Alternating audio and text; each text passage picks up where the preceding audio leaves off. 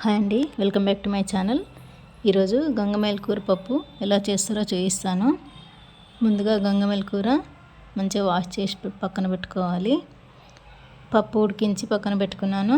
ముందుగా స్టవ్ వెలిగించుకొని బౌల్ పెట్టుకొని ఆయిల్ వేసుకోవాలి. ఆయిల్ వేసుకున్న తర్వాత ఆయిల్ కొంచెం హీట్ అయ్యాక పచ్చిమిర్చి ఎక్కువ వేసుకోవాలి, ఎందుకంటే నేను కారపొడి వేయట్లేదు. పచ్చిమిర్చి ముక్కలే కొంచెం ఎక్కువ వేసుకుంటున్నాను. పచ్చిమిర్చి వేసుకొని అవి కొంచెం మగ్గాక ఉల్లిపాయ ముక్కలు వేసుకోవాలి. ఉల్లిపాయ ముక్కలు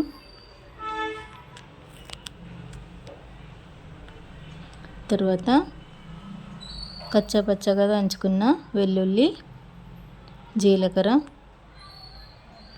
కొంచెం కరివేపాకు, కొంచెం 2-3 ఎండుమిర్చి వేసుకోవాలి. కొద్దిగా పసుపు. ముందుగా కడిగి పక్కన ఉంచుకున్న గంగమేల్ కూరని తాలింపులో వేసుకోవాలి. ఈ ఆకుకూరని 2-3 సార్లు శుభ్రంగా కడుక్కోవాలి.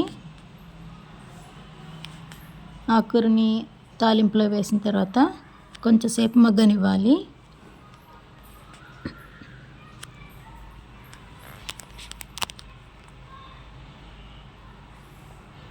ఈ గంగమేల్ కూర చాలా బాగుంటుంది.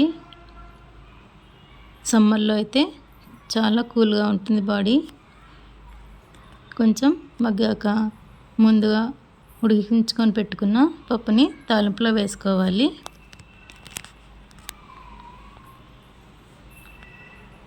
కొద్దిగా చింతపండు పులుసు వేసుకోవాలి, ఎందుకంటే మామిడికాయలు ఉంటే మామిడికాయలు వేసుకోవచ్చు. ఇక్కడ మామిడికాయలు నేను వేయట్లేదు కాబట్టి చింతపండు పులుసు వేసుకొని రుచికి సరిపడా సాల్ట్ వేసుకోవాలి. సాల్ట్ వేసుకొని కొద్దిసేపు మూత పెట్టేసుకోవాలి.